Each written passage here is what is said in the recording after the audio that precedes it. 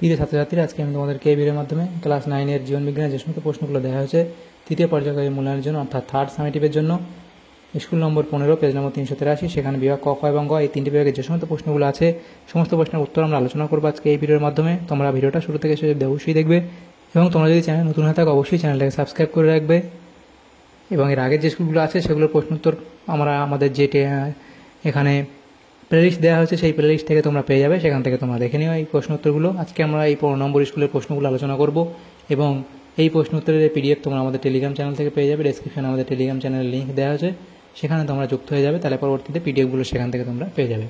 বিভাগ কয়ের মধ্যে যে প্রশ্নগুলো আছে 15টা প্রশ্ন আছে, 1 নম্বর করে 15 নম্বর দেওয়া হয়েছে। 1-এর দাগে বলা আছে কি সঠিক উত্তরটি বেছে নিয়ে বাক্যগুলি সম্পূর্ণ করে লেখো। 1-এর দাগের 1 সেটা বলা আছে কি একটি উপজিতি বিপাকের উদাহরণ হলো অপশান এ অর্থাৎ সালোক সংশ্লেষ। এরপরে প্রশ্ন প্রদত্ত কোনটি উচ্চ ফলনশীল গমের উদাহরণ, তাহলে সেটা হবে সোনালিকা, অপশান ডি। এরপরে প্রশ্ন লিনিয়াস প্রবর্তিত 7 ধাপ বিশিষ্ট হায়ারার্কির অন্তিম ধাপটি হলো প্রজাতি, অপশান বি। 4-এর দাগের প্রশ্নে বলা হয়েছে অ্যাসিড সম্পর্কিত একটি ভুল তথ্য হলো, লিখবে 4, অপশান ডি, এটি স্বাদে আলমিক প্রকৃতির। এরপরে প্রশ্ন এদের মধ্যে কোন কোষীয় অঙ্গাণু বহুরূপতা প্রদর্শন করে, তাহলে এটা হবে তোমাদের এটা হলো লাইসোজোম, অর্থাৎ অপশান এ। এরপরের প্রশ্ন বলা হচ্ছে কি টেস্টোস্টেরন নামক হরমোন নিঃসরণকারী অঙ্গটি হলো মস্তিষ্ক, বৃক্ক, প্লীহা, শুক্রাশয়, অপশান ডি হবে সঠিক উত্তর, শুক্রাশয়। এরপরের প্রশ্ন কি সালোক সংশ্লেষের কাঁচামাল হিসেবে জলের একটি ভূমিকা হলো, তাহলে জলের একটি ভূমিকা কি উপজাত পদার্থ রূপে অক্সিজেন উৎপন্ন করা। এরপরের প্রশ্ন সব থেকে বেশি বাষ্পমোচন হয়, এটা হবে পত্ররন্ধ্রের মাধ্যমে, অপশান সি। এরপরের প্রশ্ন মানবদেহে পাচিত সরল খাদ্য উপাদান শোষণের প্রধান স্থল হলো, এটা হবে কি ক্ষুদ্রান্ত, অপশান বি। এরপরের প্রশ্ন আছে কি 10-এর দাগের প্রশ্ন কি বলা আছে দেখো, অশ্রু ও লালারসের যে উপাদান জীবাণু ধ্বংস করে সেটি হলো লাইসোজোম, অর্থাৎ অপশান সি। এরপরের প্রশ্ন সেটা বলা হয়েছে কি সবচেয়ে বড় আকারের অ্যান্টিবডি হলো I small G capital M, তাহলে এটা হবে অপশান সি হবে তোমাদের সঠিক উত্তর, I small G capital M. এরপরে আছে বিসিজি ভ্যাকসিনের মাধ্যমে প্রতিরোধ করা হয়, সেটা হবে যক্ষ্মা, অপশান এ। এরপরে প্রশ্ন সিন ইকোলজি হলো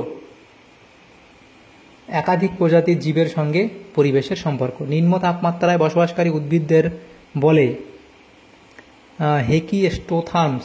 এরপরের প্রশ্ন মিথজীবী সম্পর্কের একটি উদাহরণ হলো লাইকেন, অপশান ডি। তাহলে এমসিকিউ টাইপ যে প্রশ্নগুলো ছিল সেগুলো হলো। এরপর বিভাগ খ, সেখানে আমাদের 5টা প্রশ্ন আছে, 1 নম্বর করে দেওয়া শূন্যস্থান পূরণ করতে বলা আছে। 2-এর দাগে শূন্যস্থানে সঠিক শব্দ বসিয়ে বাক্যগুলি সম্পূর্ণ করে লেখো, যে কোনো 5টি। প্রথম প্রশ্ন মহাকাশযানে অক্সিজেন সরবরাহকারী এককোষী শৈবাল হলো ক্লোরেলা।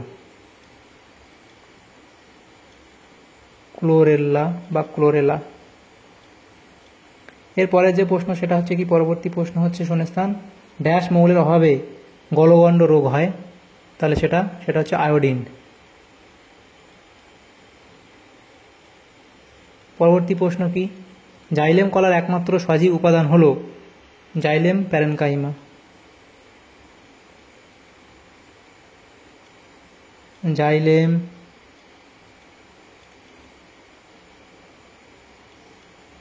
প্যারেনকাইমা। পরবর্তী প্রশ্ন ড্যাশ গাছের সূচাকার পাতায় বাষ্পমোচন কম হয়, তাহলে এটা লিখবে পাইন গাছের। এরপরে প্রশ্ন পরাগরেণু এক ধরনের ড্যাশ অ্যান্টিজেন, বহিরাগত অ্যান্টিজেন। পরবর্তী প্রশ্ন কোনো অঞ্চল থেকে জীবের স্থায়ীভাবে গমনকে ড্যাশ বলে, অভিগমন বলে।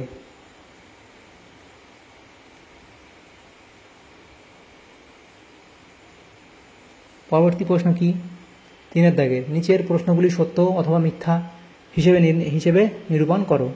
প্রথম প্রশ্ন বিজ্ঞানসম্মত নাম অনুযায়ী মানুষের প্রজাতি হলো হোমো, এটা এখানে ভুল বলা হয়েছে। এরপরে প্রশ্ন শুধুমাত্র প্রাণী কোষে কোষ পর্দা থাকে, এটা এখানে মিথ্যা বলা হয়েছে। এরপরে প্রশ্ন মানুষের চামড়ায় উপস্থিত সিবেসিয়াস গ্রন্থি রেচনে সহায়তা করে, এটা এখানে ভুল বলা হয়েছে। এরপরে প্রশ্ন, অনুচক্রিকার গড় আয়ু 8 থেকে 9 দিন, এটা ঠিক বলা হয়েছে। এরপরে রাইজোবিয়াম হলো শিম্বগোত্রীয় উদ্ভিদের পরজীবী, এটা এখানে ভুল বলা হয়েছে। এর পরবর্তী প্রশ্ন কি, পারমাণবিক শক্তির একটি উৎস হলো ইউরেনিয়াম, এটা সত্য বলা হয়েছে। নেক্সট প্রশ্ন 4 দাগে, এ স্তম্ভের সঙ্গে বি স্তম্ভের শব্দগুলির মধ্যে সর্বাপেক্ষা উপযুক্ত মিল ঘটিয়ে সঠিক জোড়গুলি পুনরায় লেখো। তাহলে এ স্তম্ভ, এদিকে বি স্তম্ভ। প্রথম যেটা আছে কি, মানুষের রাজ্য, সেটা হবে এটা হবে অপশান ডি অর্থাৎ অ্যানিমেলিয়া। এর পরবর্তী যেটা আছে সেটা হলো বি, তরল ধাত্রযুক্ত যোগকলা, সেটা হবে অপশান এ অর্থাৎ রক্ত। পরবর্তী যেটা আছে দেখো, সেটা হচ্ছে পরবর্তী যে অ্যামিবার শ্বাস অঙ্গ কি, সেটা হবে জি এর সাথে মিলবে দেহতল। তারপরে আছে কি কোষভিত্তিক অনাক্রমতা, তাহলে সেটা হবে টি লিম্ফোসাইট, অপশান বি।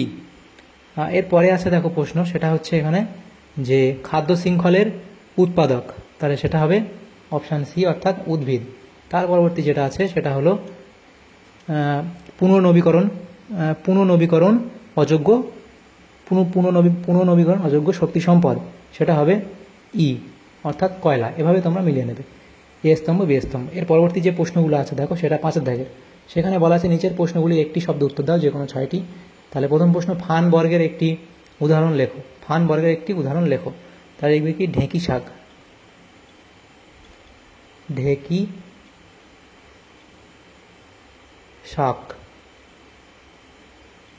পরবর্তী প্রশ্ন কি, প্রোটিন সংশ্লেষকারী কোষীয় অঙ্গাণুটি কি, রাইবোজোম। পরবর্তী প্রশ্ন, উদ্ভিদ দেহে কোন কলার মাধ্যমে রসের উৎস্রোত ঘটে, জাইলেম। পরবর্তী প্রশ্ন, শ্বেত রক্তকণিকার একটি উদাহরণ দাও, তোমরা লিখবে লিম্ফোসাইট।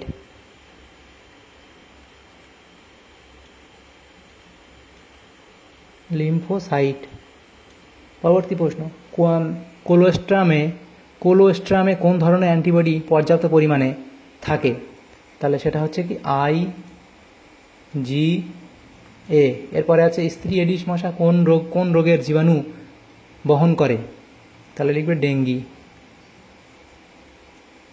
পরবর্তী প্রশ্ন, জন্মহার নির্ণয়ের সূত্রটি লেখো, তাহলে এখানে লিখে দিই জন্মহার যে নির্ণয়ের সূত্র, সেটা হচ্ছে এখানে তোমাদের পুরোটা লিখে দিই। জন্মহার নির্ণয়ের সূত্র ওপরে B/P × 1000, যেখানে আমাদের এখানে যে সেটা হচ্ছে বাকি পয়েন্টগুলো লিখে দিই, যে এখানে BN এটা হচ্ছে জন্মহার, তারপর হচ্ছে B হচ্ছে প্রতি বছর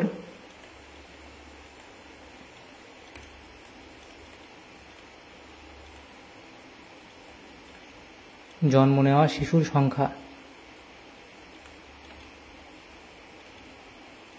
সংখ্যা, তারপরে দেখো P হচ্ছে মোট জনসংখ্যা।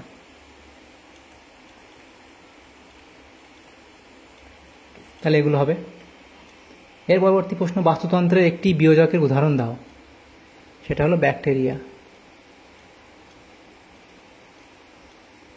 তোমরা ছত্রাকও লিখতে পারো। তাহলে বাস্তুতন্ত্রের একটি বিয়োজকের উদাহরণ হলো ব্যাকটেরিয়া।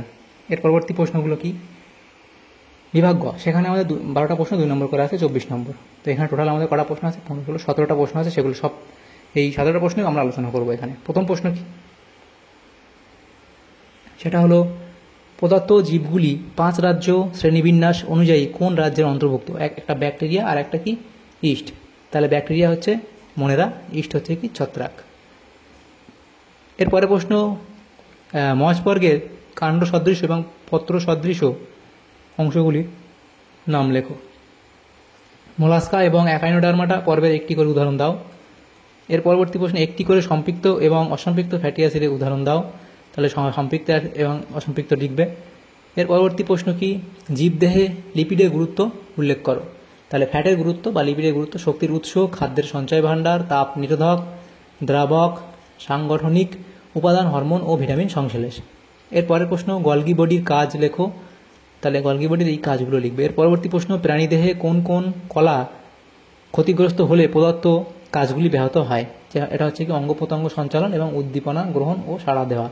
তাহলে এই দুটো পয়েন্ট লিখবে। এর পরবর্তী প্রশ্ন এখানে আমাদের কি বলা হয়েছে দেখো, পরবর্তী প্রশ্নতে বলা হয়েছে কি যে 8 দাগের প্রশ্ন সমতা বিধান সহ সালোক সংশ্লেষের সামগ্রিক রাসায়নিক বিক্রিয়ার সমীকরণটি লেখো। তাহলে এই সমীকরণটা লিখবে। এর পরের প্রশ্ন বলা হয়েছে কি ব্যাপন এবং অবিশ্রবণের মধ্যে ব্যাপন এবং অবিশ্রবণের পার্থক্য লেখো। তাহলে ব্যাপন এবং অবিশ্রবণের মধ্যে পার্থক্য, পর্দার উপস্থিতি, পদার্থ, সংশ্লিষ্ট পদার্থের প্রকৃতি, সঞ্চালনক্ষম অণু, সঞ্চালনের অভিমুখ, এতগুলো পার্থক্য লিখবে। এরপরে আসে পতঙ্গভুক উদ্ভিদেরা পতঙ্গের দেহ থেকে পুষ্টিরস শোষণ করে কেন, একটি উদাহরণ সহ ব্যাখ্যা করো। তাহলে উদাহরণ সহ তোমরা ব্যাখ্যা করবে। এর পরবর্তী প্রশ্ন এখানে বলা আছে দেখো যে এবি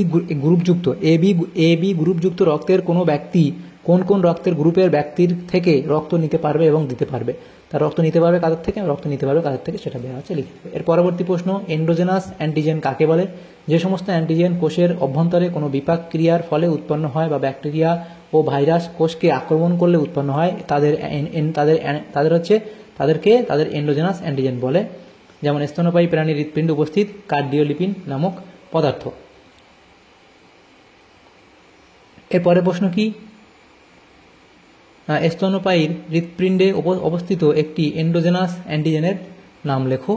তাহলে স্তন্যপায়ী হৃৎপিণ্ডে অবস্থিত একটি এন্ডোজেনাস অ্যান্টিজেন হলো মায়োগ্লোবিন। এটি প্রোটিন ও যা হৃৎপেশি কোষে অক্সিজেন সংরক্ষণ করে। এর পরবর্তী প্রশ্ন কি প্রদত্ত উপসর্গগুলি কোন কোন রোগে দেখা যায়। প্রথম হচ্ছে প্রচণ্ড শীতসহ কাঁপুনি দিয়ে জ্বর আসা এবং বহুদিন ধরে কাশি এবং কাশির সঙ্গে রক্ত ওঠা, এগুলো লিখবে কোনটা কী সমস্যা। এরপরে জীবাণু থেকে উৎপন্ন দুটি অ্যান্টিবায়োটিক ওষুধের নাম লেখো। তার পরবর্তী প্রশ্ন কি সেটা হচ্ছে কম আর্দ্রতাযুক্ত পরিবেশে এখানে কম আর্দ্রতাযুক্ত পরিবেশে বসবাস করার জন্য জেরোফাইটদের দুটি অভিযোজনগত বৈশিষ্ট্য উল্লেখ করো। তাহলে দুটো লিখবে। এরপরে যেটা বলা আছে একটি করে বহিঃপরজীবী এবং অন্তঃপরজীবীর উদাহরণ লেখো। আর পরবর্তী প্রশ্ন জৈব ভূ রাসায়নিক চক্র কয় প্রকার ও কী কী, 2 প্রকার, এটা লিখবে। তাহলে আমাদের এখানে এই সমস্ত প্রশ্নগুলো ছিল ক্লাস 9-এর যে প্রশ্নগুলো ছিল 15 নম্বর স্কুলের জীবন বিজ্ঞানের বিভাগ ক, খ এবং গ এর মধ্যে এই সমস্ত প্রশ্নগুলো ছিল। সমস্ত প্রশ্নের উত্তর আমরা আলোচনা করলাম আজকে এই ভিডিওর মাধ্যমে। তোমাদের যদি সামান্যতম উপকার এসে থাকে ভিডিওটা অবশ্যই একটা লাইক করবে এবং বেশি বেশি বন্ধুদের সাথে শেয়ার করবে। Thanks for watching.